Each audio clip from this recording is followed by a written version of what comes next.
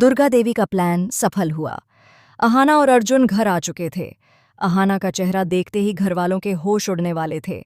जी हाँ, मेरे प्यारे दोस्तों, लोकप्रिय शो बड़े घर की छोटी बहू के आने वाले एपिसोड में आपको बेहद इंटरेस्टिंग ट्विस्ट देखने को मिलने वाला है।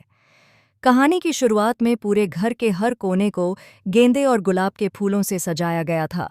शहनाई की गूंज हवा में मिठास घोल रही थी। लेकिन इन सारी चमक दमक के बीच दूल्हे के लिबास में तैयार अर्जुन के लिए यह शोर किसी मातम की चीख से कम नहीं था। हवेली का प्रांगण मेहमानों की हंसी ठिठोली से गूंज रहा था, मगर अर्जुन के कानों में सिर्फ एक गहरा सन्नाटा पसरा था।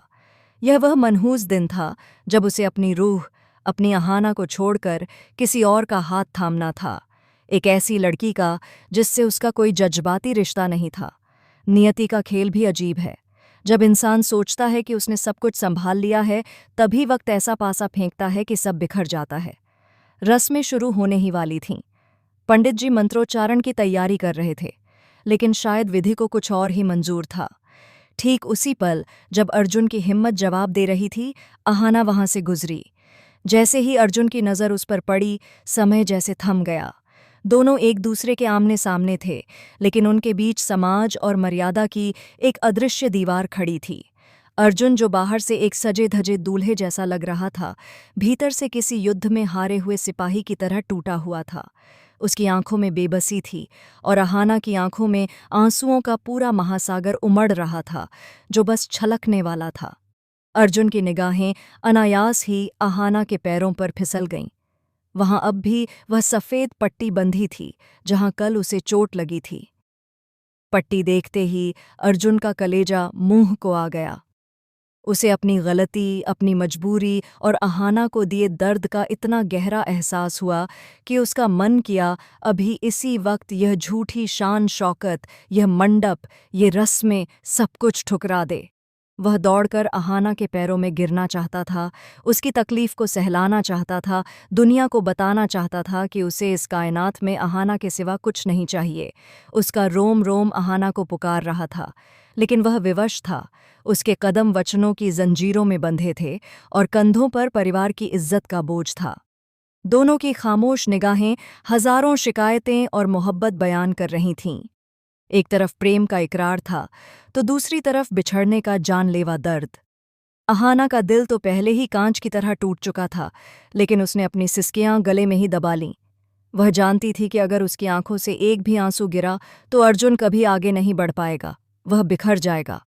अपनी भीगी कांपती आवाज को संभालते हुए अहाना ने अपनी रूह पर पत्थर रखकर कहा, अर्जुन, अब बहुत देर हो चुकी है। मंडप सज चुका है, मेहमान आपका इंतजार कर रहे हैं। अब अगर आप पीछे हटे तो उस अनजान लड़की और उसके परिवार की इज्जत धूल में मिल जाएगी। एक औरत होने के नाते मैं किसी दूसरी औरत का सुहाग उजड़ते हुए नहीं देख सकती। मेरी कसम है आपको। अर्जुन, आप जाकर यह शादी कर लीजिए। अहाना के शब्द अर्जुन के सीने में खंजर की तरह उतर गए। उसका मन चीख उठा। नहीं अहाना, मैं तुम्हें नहीं छोड़ सकता। यह धर्म नहीं, अधर्म है। वह उसका हाथ थामकर सारी दुनिया से लड़ जाना चाहता था, लेकिन अहाना की कसम ने उसे पत्थर की मूर्ति बना दिया। अहाना का यह त्याग अर्जुन को अंदर तक तोड़ गया। वह भारी कदमों से आगे बढ़ा, जैसे पैरों में मन भर का लोहा बंधा हो। मंडप की ओर बढ़ता हर कदम उसे शादी की वेदी की तरफ नहीं, बल्कि अपनी ही चिता की ओर ले जा रहा था। मंडप में बैठते ही उसके बगल में लाल जोड़े में लंबा घूंघट ओढ़े दुल्हन बैठी थी। पूरे माहौल में खुशी थी, शहनाई बज रही थी, बट अर्जुन के लिए हवा में घुटन और बेचैनी तैर रही थी। उधर दूर खड़ी अहाना की हालत बिगड़ने लगी। जिस इंसान को वह इबादत मानती थी, उसे किसी और के साथ अग्नि के सामने बैठे देख उसकी सांसें उखड़ने लगीं। संतुलन बिगड़ा और वह गिरने ही वाली थी कि किसी ने उसे पकड़ लिया। दुर्गा देवी। उन्होंने अहाना को गिरने से बचाया, लेकिन अगले ही पल उसे खींचकर मंडप के पास ले आईं।